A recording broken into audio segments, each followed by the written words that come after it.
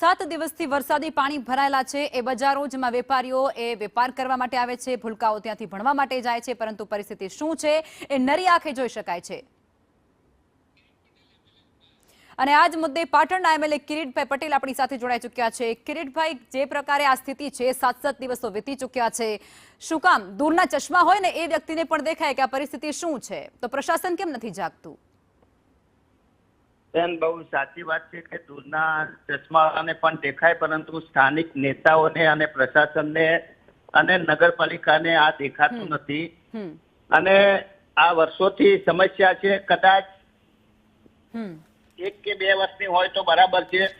જીયુડીસીએ કરોડો રૂપિયાની ગ્રાન્ટ ખર્ચી, સ્ટ્રોમ વોટર પાઇપલાઇન નાખી અને દાવાઓ કર્યા કે હવે રાધનપુરની અંદર પાણી નહીં ભરાય, રાધનપુર એ પાણી મુક્ત બનશે, રાધનપુર સ્વચ્છ બનશે।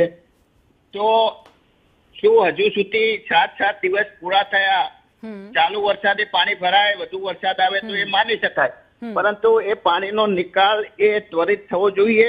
એટલે મને લાગે છે કે કિરીટભાઈ, માની લઈએ કે અધિકારીઓ ઉદાસીનતા દાખવી રહ્યા છે, પણ આ બધા વચ્ચે એક વિડીયો તમારો પણ વાયરલ થયો છે, જે વિસ્તારની અંદર તમે વોટ માંગવા માટે ચપ્પલો ઘસી નાખ્યા, એ જ વિસ્તારની અંદર મહિલા એ ઉગ્રતા તમારી ઉપર વરસાવી રહી છે અને કહી રહી છે કે ભાઈ અમે તમને એટલા માટે ચૂંટ્યા છે કે અમને આ પરિસ્થિતિ ના ભોગવવી પડે, તો તમે તો ત્યાં પહોંચ્યા નહીં। તમે જુઓ કે એ રસ્તા ઉપર હું અત્યારે ત્યાંથી જ નીકળ્યો, એ રસ્તો મેં મારા ખર્ચે રિપેર કરાવી દીધો, કમ્પ્લીટ કરાવી દીધો છે। પણ હવે એ પ્રશ્ન 7 દિવસો વીતી ગયા પછી ના બેન, એ તમે જે વાત કરો છો એ રાધનપુરની છે। રાધનપુરની હું પાટણથી, હું ધારાસભ્ય પાટણનો છું, રાધનપુરના ધારાસભ્ય લવંગજી છે, એટલે તમે એમના નવીનજી જોડે વાત કરી શકો છો। પરંતુ જે પ્રમાણે મને પણ રાધનપુર એ પાટણ સાથે જોડાયેલું છે, પાટણ જિલ્લાનું જે વિધાનસભાનું શહેર છે, એટલે ઘણી પાટણ રાધનપુરના ઘણા બધા વેપારીઓ લોકો અમારી સાથે સંપર્કમાં હોય,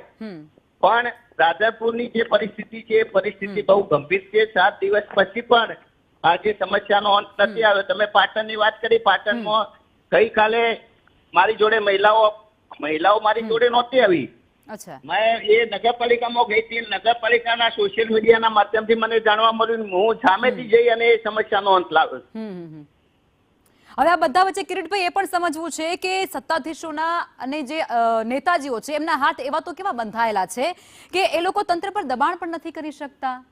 રાધનપુરની આપણે વાત કરીએ, બહુ સાચી વાત છે બેન, કે આ દબાણ કરવાથી પ્રશ્નનો હલ થાય એ જરૂરી નથી। આ એક પ્લાનિંગ, એ લાંબા ગાળાનું આયોજન હોવું જોઈએ। દર વર્ષે ચોમાસાની અંદર પાણી ભરાતું હોય અને પાણી ભરાયા પછી એનો નિકાલ એ યોગ્ય રીતે થવો જોઈએ। આ એક નગરપાલિકાનું પ્લાનિંગ છે, આયોજન છે, ટાઉન પ્લાનિંગ કહેવાય એને। તો એના માટે આયોજન તો અધિકારીઓએ કરવું પડે, અને ના થાય તો એના માટે નગરપાલિકાના ચૂંટાયેલા અને પ્રતિનિધિ નગરપાલિકાના પ્રમુખ હોય તો એ સ્પષ્ટ બતાવે છે કે એમના આયોજનનો અભાવ છે। સરકાર કરોડો રૂપિયાની ગ્રાન્ટ આપે જ છે, એવું નથી કે કેન્દ્ર સરકાર પણ આ પાણીના નિકાલ માટેની ગ્રાન્ટ આપે છે। અત્યારે જીયુડીસી દ્વારા રાજ્ય સરકાર દ્વારા પણ ગ્રાન્ટ આપવામાં આવે છે, પરંતુ તમે જુઓ કે જે જગ્યાએ પાણીના નિકાલ માટેની પાઇપો નાખીએ છીએ, 3 વાર નાખી, 1 વાર નાખ્યા પછી તેમાંથી પાણી નિકાલ ના થાય તો પાઇપ એ જામ થઈ જાય, તો એ નિકાલ કરવાની, કચરો કાઢવાની જવાબદારી તો નગરપાલિકાની છે ને। બિલકુલ, એટલે એના માટે ચોક્કસ કે આવા, પણ જો નગરપાલિકાની ચૂંટાયેલી પાંખ કે ત્યાંના જે લોકો છે, અધિકારીઓ છે, કામ ન કરે તો પછી દબાણ તો લાવવું પડશે ને। વાત સાચી છે બેન, પણ દબાણથી કઈ ના થાય। સરકારે સ્પષ્ટ એક નવો કાયદો બનાવવો પડે, ઘણા બધા કાયદાઓ બનાવે છે કે દરેક વોર્ડની અંદર બેન વોર્ડ ઇન્સ્પેક્ટર હોય, એ વોર્ડની જવાબદારી એ વોર્ડ ઇન્સ્પેક્ટરની છે કે એ વોર્ડની અંદર કચરો સાફ થાય છે કે નહીં, પાણી ભરાય છે કે નહીં, બરાબર? તો એ વોર્ડની અંદર જો સ્વચ્છતા ના હોય, પાણી ભરાતું હોય, તો એ વોર્ડ ઇન્સ્પેક્ટરની સામે માત્ર સિવિલ રાહે ફરિયાદ, ક્રિમિનલ કેસ દાખલ કરે।